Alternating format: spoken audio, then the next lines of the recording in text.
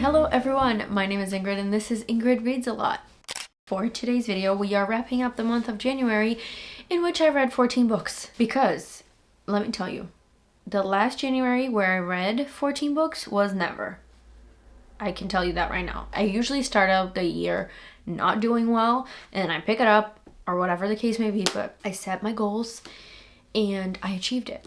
Did I achieve the goals of reading my physical TBR? No, I didn't. We're going to start this video and I'm going to change up the way I do my wrap-ups. I used to do it in chronological order of the books that I read, but we're going to start out with least favorite to most favorite so that I can tell you guys about all the books I loved all at once. But we're going to start off with the doozy already. That is None of This Is True by Lisa Jewell, and I read this. This is a mystery thriller. Or more thriller than mystery, I would say. I read this because everyone and their mother had this as one of their favorites of 2023. And so I said, why not, right? Why not? Because I was in a mystery thriller mood, as you will see. This book is about Alex and Josie, and they're both celebrating their 45th birthday in a specific bar.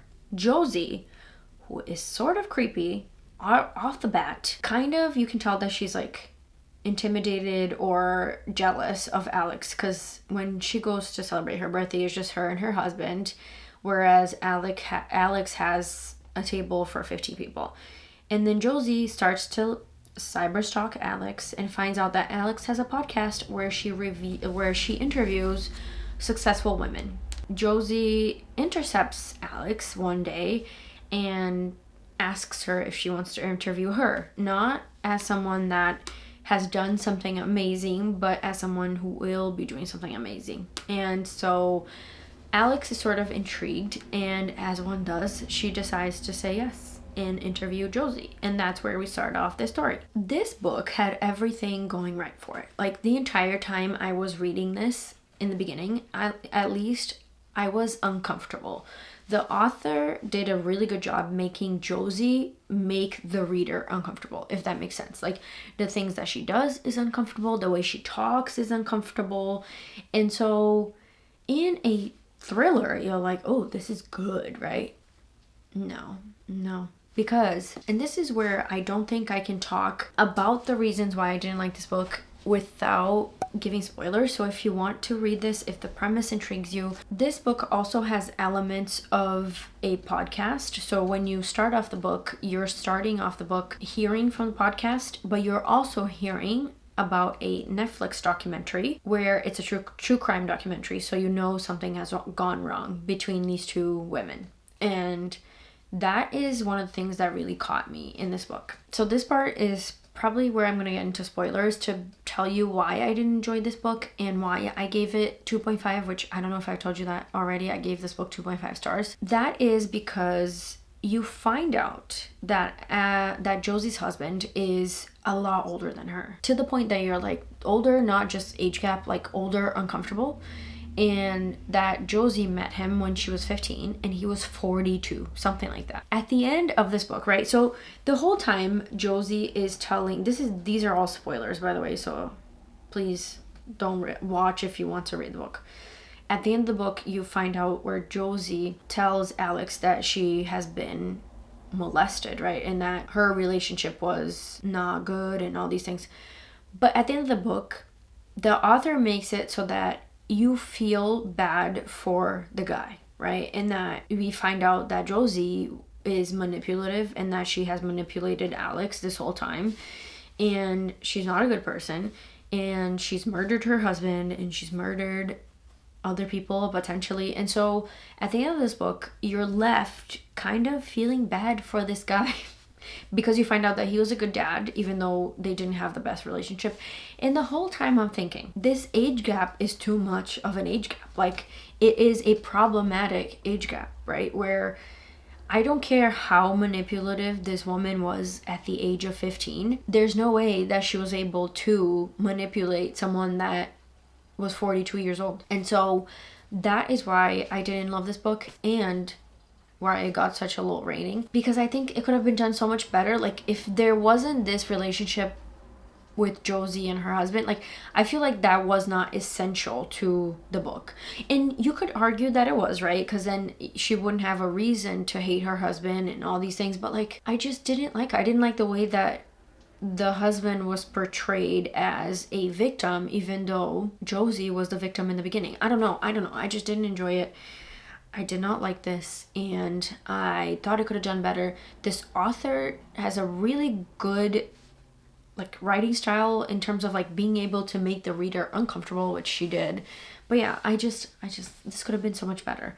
And like the beginning of this book with the Netflix documentary, you're like, oh crap, like this, something bad happened, like so good. And then it just downhill from there, you know? 7 minutes is just about one book, and we have 13 more to go. And then next up is books 1 and 2 of a fantasy romance series. What is it called again? Romantasy? I think that term is hilarious. And these I got on Kindle Unlimited. And book 1 is called Court of Ravens and Ruin. And book 2 is Court of Greed and Gold. I gave book 1 a 3 stars. And I'm only talking about them together because they're a series and it would make no sense to separate them. But book 1 got a 3 stars, which is not terrible. But book 2 got a 2 stars. I really enjoyed book 1, and I will tell you why.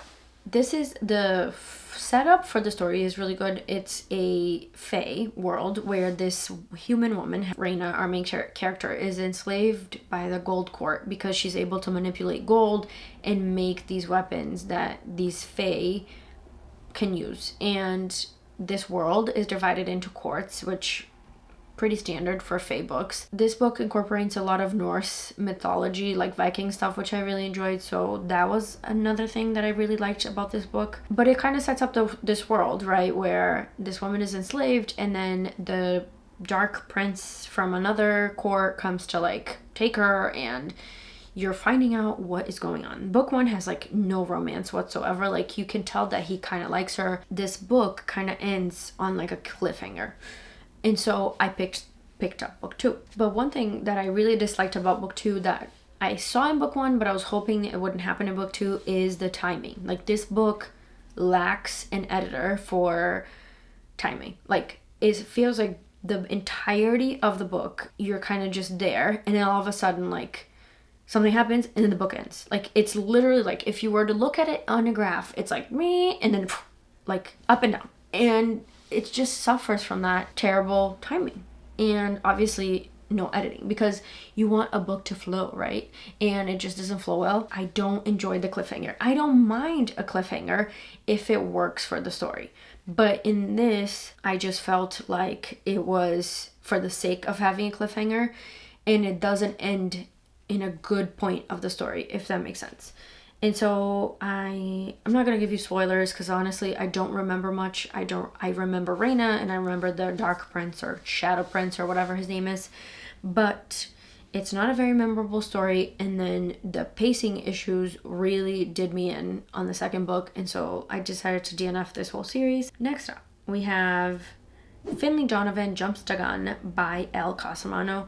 This is book 3 in the Finley Donovan series, and this is a humor mystery, I guess is that even a thing, like a cozy mystery series, where Finley, in the first book, she is mistaken for a hire for murder person, and she just gets into all sorts of shenanigans with her friend Vero, who has to help her get out of all these things that she gets herself into. And she gets mixed up in the mafia. This third book is set on like a police academy, because she has a love interest that's a police officer, and they don't know who, they're trying to figure out who this person is that has like the website where you can contract a killer. For these books, right? The first one, so much fun. I loved it so much. The second one and this third book, you really have to suspend your disbelief. I didn't hate it, but it's the things that happen and like the twists that you find out, I just feel like don't make that much sense. But I also feel like it's kind of what this series is, right? It's supposed to be like fun popcorn type mystery. And so, did I hate it? No. Did I read it quickly? Yes. Am I going to continue the series? I don't know. I told myself, because I have books 1 and 2 in here somewhere, I told myself I wasn't going to read this third book, and then I read it. So like, I think if I'm at a point in my life where I need something funny / mystery, I will probably end up reading book 4. But I don't know, it just kind of upsets me that it's so convenient. Like, so many things happen and it's convenient, you know? But I do love, like, something that I love in these books is the friendship between Finley and Vero. The author does a really good job of, like, sprinkling in little things that make you want to keep reading the series so that you find out what the thing is. But then when you do find out, you're like, oh, that was it, you know? So I don't know if I'll continue. But I don't know. And I don't even know how many books is coming out. I think the 4th one is probably the last one. I'm not sure. I thought it was a trilogy. I gave that book 2.5 stars. I don't know if I told you that already. Next up, I read The Housemade by Frida McFadden, and she is an author that has just blown up on Book Talk, right? I don't have Book Talk, but I do have Instagram where I will see TikTok stuff, if that makes sense. But I had never read any of her books, and I decided to pick up one of her books, and these were both on Kindle Unlimited. I said, why not, you know? I read Never Lie. Is that what it's called? Let me look it up. Yeah, it's called Never Lie by the same author, which I will tell you about later in this video because I absolutely adored it.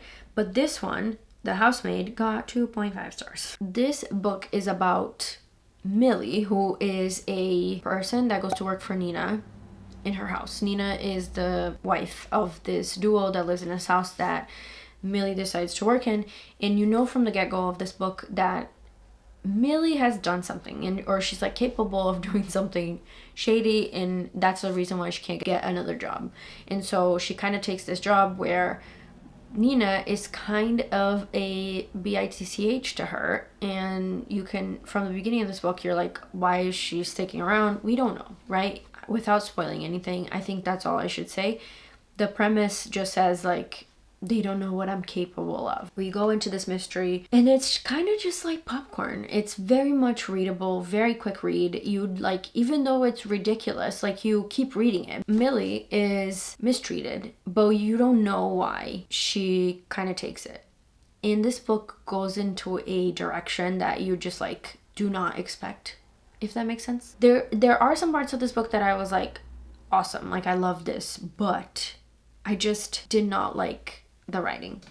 I didn't like the writing. I didn't like the twists because they were very ridiculous in a nutshell. There's part where like Millie talks to he's a landscaper of the house, and he's Italian. And the whole time Millie talks to him, she speaks to him in Spanish, and it drove me nuts. He's Italian. Stop speaking Spanish. What else? Everything just ends like so beautifully. Everything works out, which is crazy. Like I don't want to give you guys any spoilers because these are not meant to be spoilery, like these wrap-ups, but if this happened in real life, it would not go down this way. And I know we have to suspend disbelief for some of these things, but like, come on. It's crazy to me that this is like her most popular book. And I don't know if it's because I read Never Lie by the author and I really liked it, that when I read this I was like, what is going on? Because that one is just as campy and just as thrillery and the twists and stuff, but it's just, I don't know, I just didn't like this one.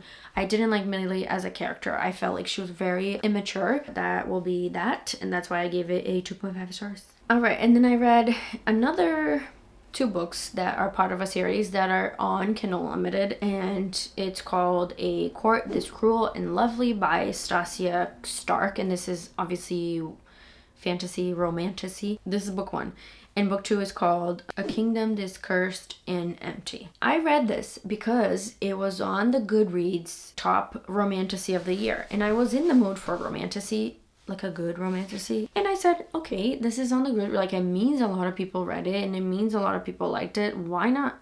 I read the first one, I gave 3.5 stars. And then the second one, I gave 3 stars. And then I DNF'd the series.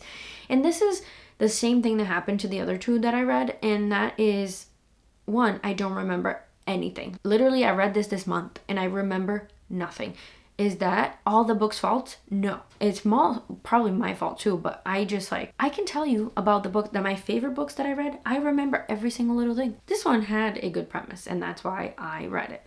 And I will tell you, this is about a world where when people are born, they give up their powers, right? So everyone in this world is born with powers. Humans, fae, whoever.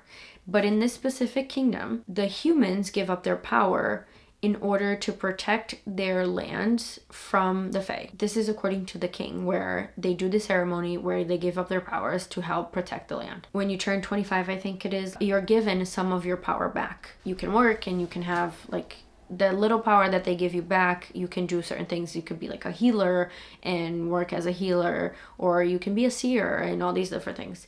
And so our main character, who I don't remember her name, please forgive me. I don't think this is YA, by the way. I think it's more like new adult because the characters are old. I think she's older.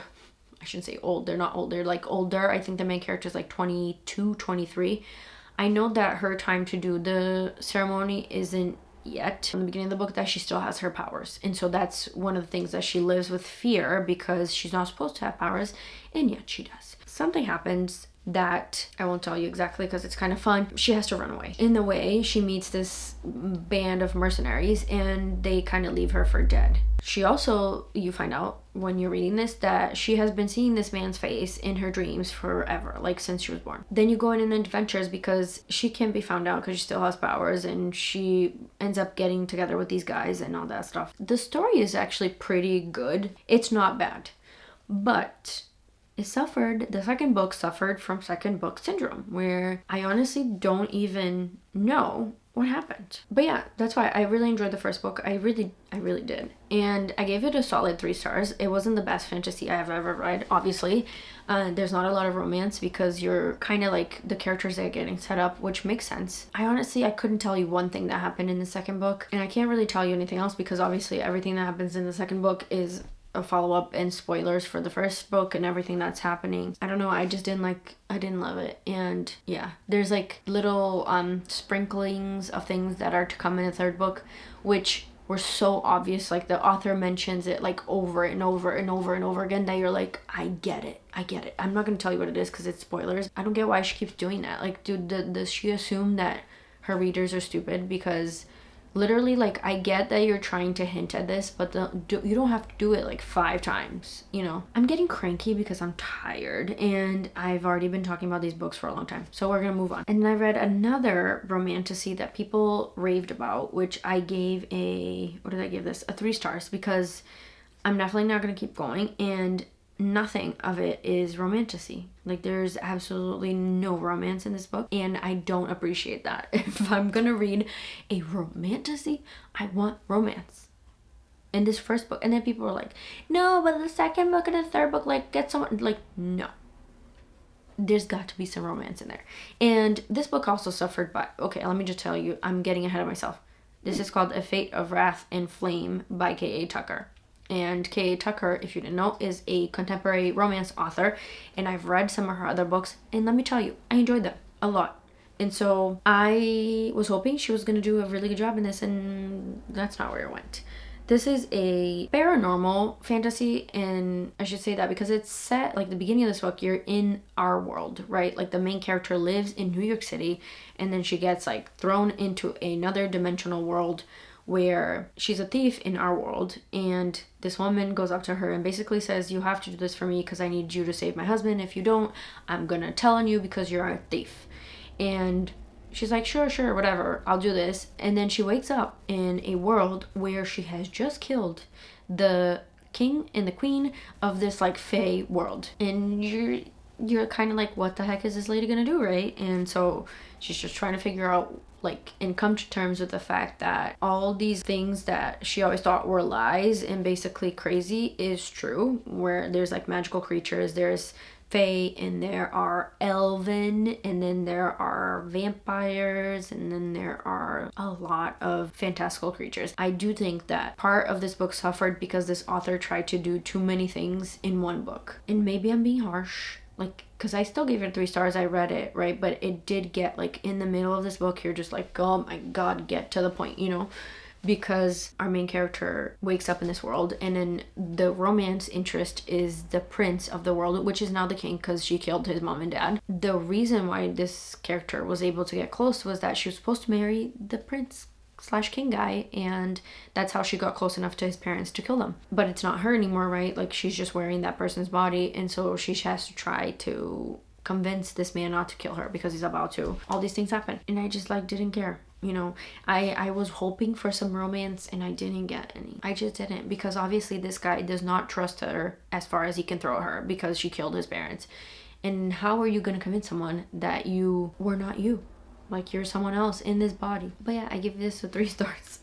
And if all that rambling, you know, made you want to read that, then please go ahead. I don't think I'm going to continue because too many things. Like, vampires pop up and elves, and then there's like elven, and then this world is confusing. There's demon. Oh yeah, I forgot to tell you, there's demons in here too. It's too much. It's too much. All right, now we get to the 4s and 5s, which were the best. And let me tell you, I read Evershore by Brandon Sanderson and Jancy Patterson, and this is a novella in the Skyward series. Basically, this novella is the story of Jorgen while Spencer is out in the nowhere. If you've read the series, you know what I'm talking about.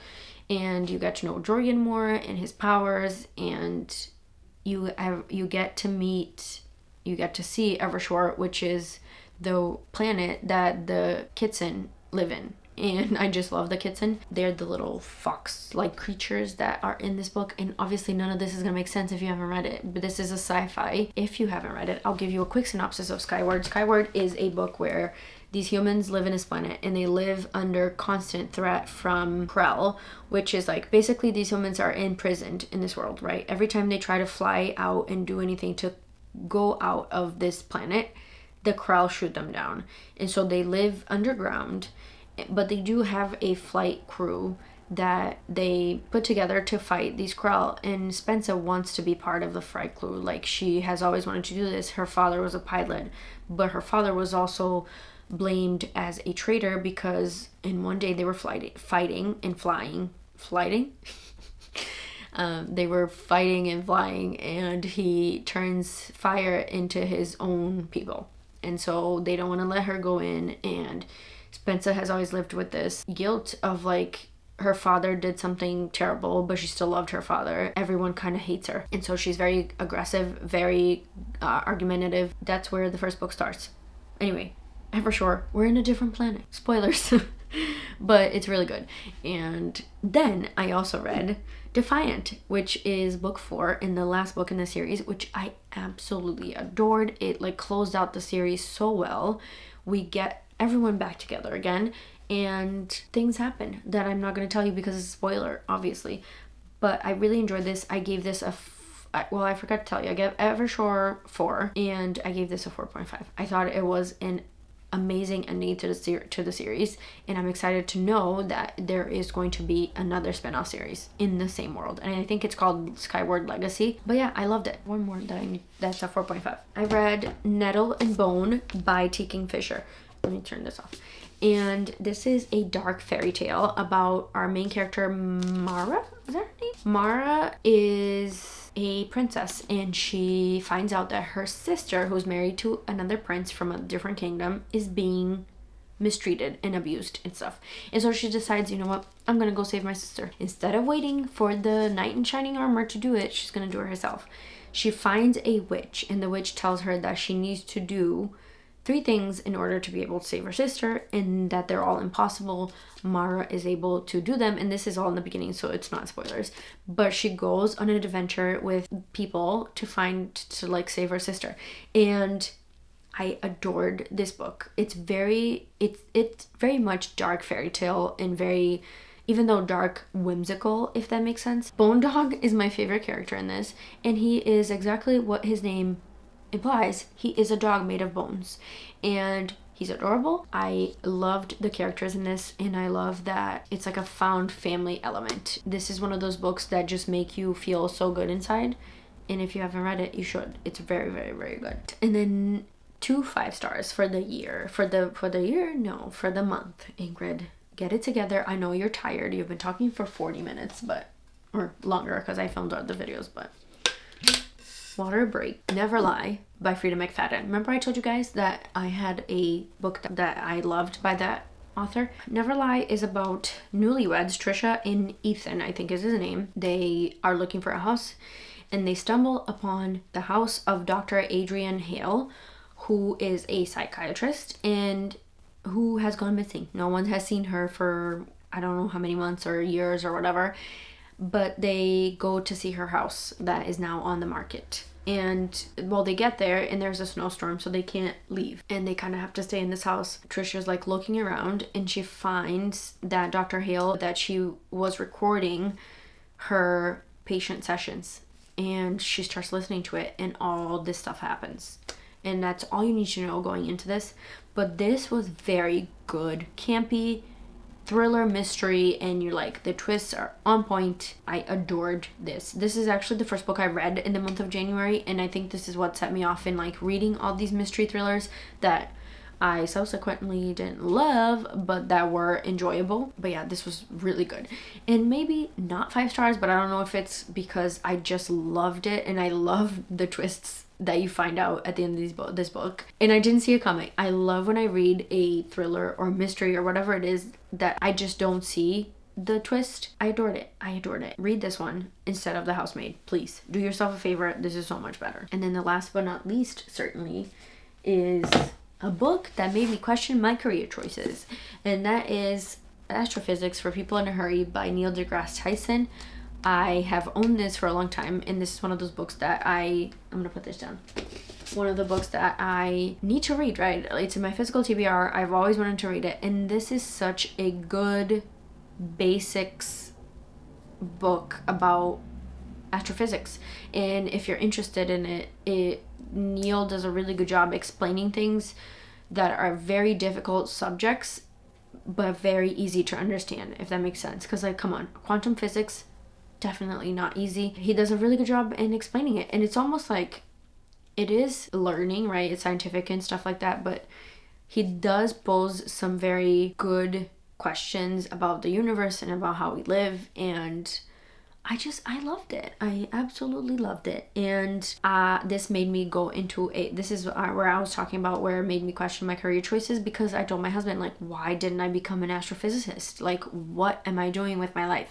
You know, really interesting. I already picked up another one of his books, and it's called To Infinity and Beyond. I'm making my way through that one. I started watching his podcast. He has a podcast called Star Talk. I just love the man. Very interesting subjects, and if you are anywhere curious about this kind of stuff, I really recommend this book. And this is where we're done, because honestly, I don't think I've ever filmed a video this long. 43 minutes of raw footage. I'm gonna be editing for the rest of my life, but I really enjoyed filming this. And I hope you guys enjoyed it, and I will see you guys on the next one. Goodbye.